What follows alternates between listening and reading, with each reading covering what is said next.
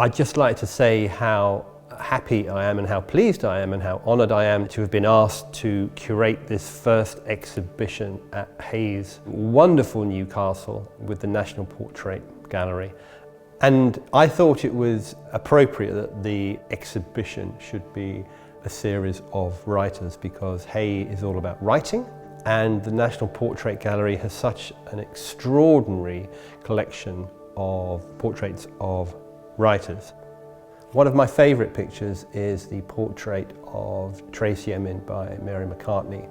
It's an odd picture because in many ways it's quite playful. There's some role playing because she's dressed up as Frida Kahlo, and it's not normally the kind of thing that I think either Mary or Tracy would do. And there is so much symbolism in that picture.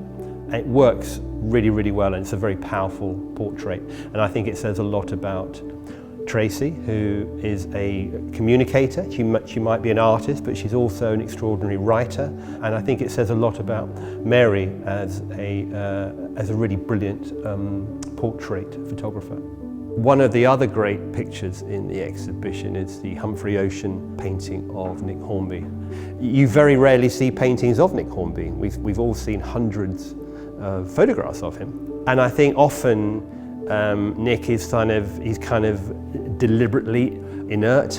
I'm not sure how much he loves having his picture taken, but I think that's a very rich image, and I think it shows Nick in a very particular way, and I think it shows the depth of him as a writer in a very visual way, and it's a fantastic portrait. The Sharif Hamza picture of Riz Ahmed is another terrific picture. Riz is a great screenwriter, so that's why he's legitimately here. But it shows the intensity of him as a creative, as an actor, and you can see the passion in him in the picture, which is why it works completely, I think.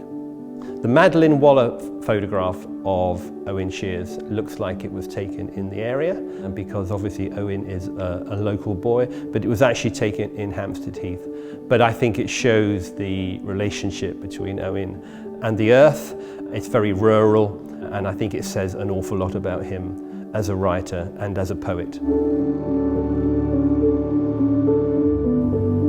One of the reasons that we decided to do writers is because I think that the relationship between a sitter and a portrait painter or a photographer is very, very particular. And I think that with writing, there's a sense that perhaps they're sort of more behind the scenes, and I think that it gives the portraitist an opportunity to try and frame that person in a very particular way. It was very important for us to focus on the contemporary, to have mainly contemporary writers, because there is such a sense of urgency about the festival, about the Hay Festival. And we have thousands of writers coming through the festival each year. And so I think it's important to have a sense of momentum and not to think of writers as people in the past.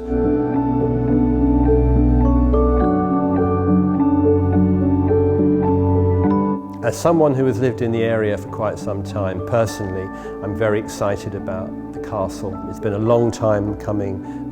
They've done a fantastic job with it, and I honestly think that it's going to become a real focal point for the town and for the area.